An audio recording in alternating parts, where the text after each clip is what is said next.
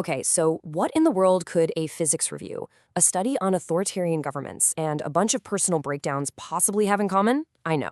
It sounds like a weird collection of stuff, right? But stick with me. They're like these random puzzle pieces that, when you put them together, they actually tell this incredibly powerful story of transformation. In this explainer, we're going to connect those dots. We're going to look at how we see the world, the systems that try to control us, and what happens in that moment, when it all just falls apart. Because that's where we find a path to something brand new. So let's dive in. So we're kicking things off with something that honestly looks pretty technical. It's an optics review. Mirrors, lenses, how light creates images, all that stuff. But here's the thing, it's not really just about physics. This is about the fundamental rules of perception itself. It's about how our reality is built, how it's reflected back at us, and yeah, how it can get completely twisted and distorted. Think of it as the blueprint for how we see everything. All right, so from the rules of how we see, we're now shifting to the rules of power. And what we've got here is an academic study that really digs into how authoritarian systems hold on to control. Now, this isn't just some abstract political science thing about a country you've never been to. No, this is a breakdown of the structures, the institutions, the rules, the powerful interests that actually shape and, a lot of the time, limit our own personal reality. And this is where all that big, abstract system stuff gets incredibly personal. The sources, they don't mince words. They say these systems weaponize a paper version of us. And we're not just talking about your driver's license or a social security number here. It's something bigger, a legal fiction, an identity that was literally created by the system for the system. And it's the version of you that can be controlled, taxed, and, yeah, even sent off to fight their wars. Okay, so let's just recap for a second. We've got these three things that seem totally separate, right? The physics of how we see, the architecture of control, and this paper self that the system creates for us. So what's the hidden connection? How do these all link up? Well, according to our sources, the answer is found in the one place you might not expect, in the exact moment when everything completely breaks down. So to really get what this awakening is all about, we first have to look at the breakdown. And our sources have a pretty intense word for it. They call it a personal carnage. Let's take the story of a man the sources call John Doe. I mean, listen to this. In a really short period of time, his relationship ends, his education goes up in smoke, and his family home gone. This wasn't just some run of bad luck. It was a total demolition of his identity, a carnage of everything you thought you were. And this carnage, it can get incredibly personal too. We hear from a guy named Leo, and his story is about being relentlessly gaslit by his partner. He's explaining, it's like, 2 + 2 = 4, but she's telling you it's purple. To the point where you start asking yourself, am I going crazy? It's just a gut punch of an example of how one person can try to control another's reality from the inside out. So when you look at these stories of carnage, what's at the very core of all of them? It's one single devastating thing: betrayal, the breaking of trust. It doesn't matter if it's trust in someone you love, trust in a system that's supposed to be fair, or even trust in your own two eyes. When that trust collapses, your whole world just shatters. And then you've got Eli's story. Just imagine this. He's in a family court system that basically treats him like a total outsider in his own daughter's life. He has no say in her medical care, nothing.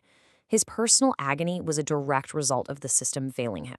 It was this illusion of justice that just left him completely powerless and unhurt.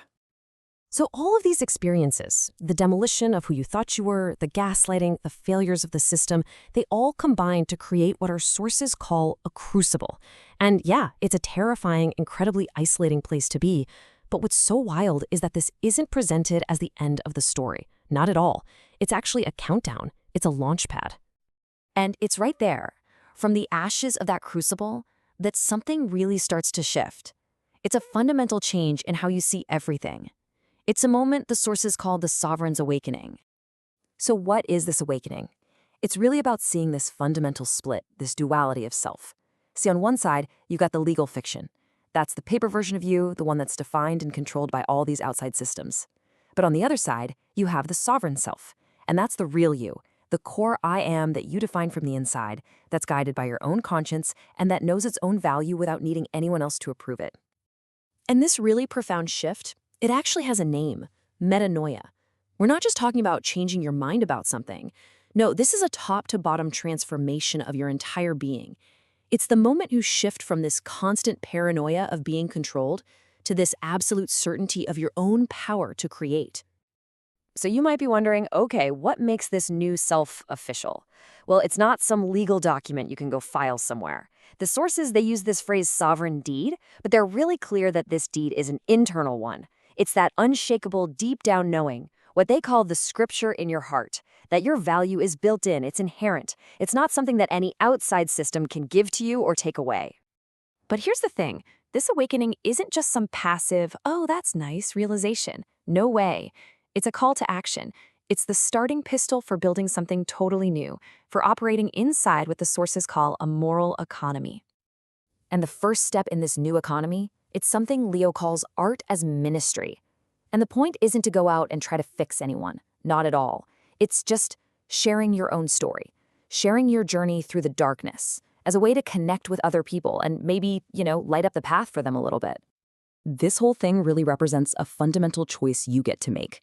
You can keep playing in the satin economy, that's the polished kind of artificial world of legal fictions and outside control, represented here by this legal text. Or you can start building with what's called a dirt fund, a foundation that's built on what's real, what's tangible, what's authentic, like the actual earth right under our feet. Okay, so if you're going to operate in this moral economy, what's the currency? Well, it's definitely not cash. The sources are super clear on this.